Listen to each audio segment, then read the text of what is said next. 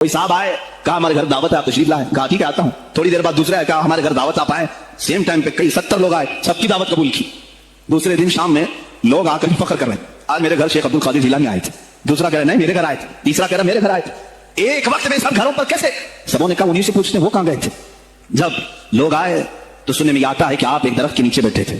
لوگ سوال کرنے کے لیے آئے, سب آپس میں کہہ رہے ہیں ہمارے گھر آئے تھے, ہمارے آپ بتائیں کیا کس کے گھر گئے تھے. تو انہوں نے کہا درخت کے اوپر دیکھو. تو لوگوں نے درخت کے اوپر نگاہ ڈالی تو دیکھا ہر پتے پر شکل عبد القادر نظر آ رہی ہے.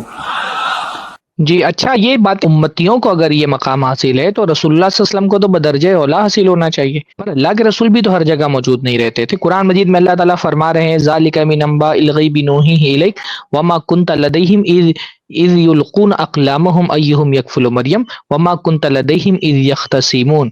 اللہ تعالیٰ فرما رہے کہ یہ غیب کی خبریں ہیں جو ہم آپ کی طرف وحی کر رہے ہیں, اور آپ وہاں ان کے پاس نہیں تھے. رسول اللہ سے کہا جا رہا ہے کہ آپ ان کے پاس نہیں تھے جب وہ قرآن اندازی کر رہے تھے اپنے قلموں کے ذریعے سے, اور جب وہ لڑائی کر رہے تھے تب آپ ان کے پاس نہیں تھے. رسول اللہ سے کہا جا رہا ہے کہ آپ وہاں موجود نہیں تھے.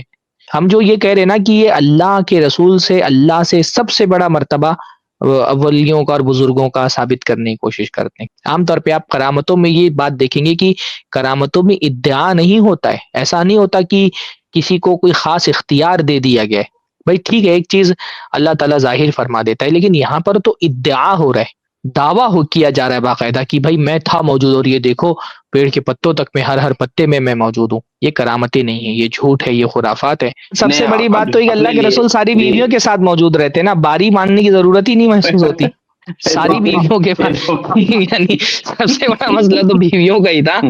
تو پھر تو اگر اس طرح کی صلاحیت ہوتی تو اللہ کے رسول صلی اللہ علیہ وسلم ساری بیویوں کے پاس بیک وقت موجود ہوتے. قرآن حدیث میں آتا ہے کہ اللہ کے نبی صلی اللہ علیہ وسلم سفر پر ہوتے تو قرآن دازی کی جاتی کہ کون سی بیوی اللہ کے رسول صلی اللہ علیہ وسلم کے ساتھ جائیں گی, تو قرآن دازی کی نوبت بھی نہیں آتی. ایک بیوی کے ساتھ سفر پر ہوتے, باقی بیویوں کے ساتھ گھر پر ہوتے.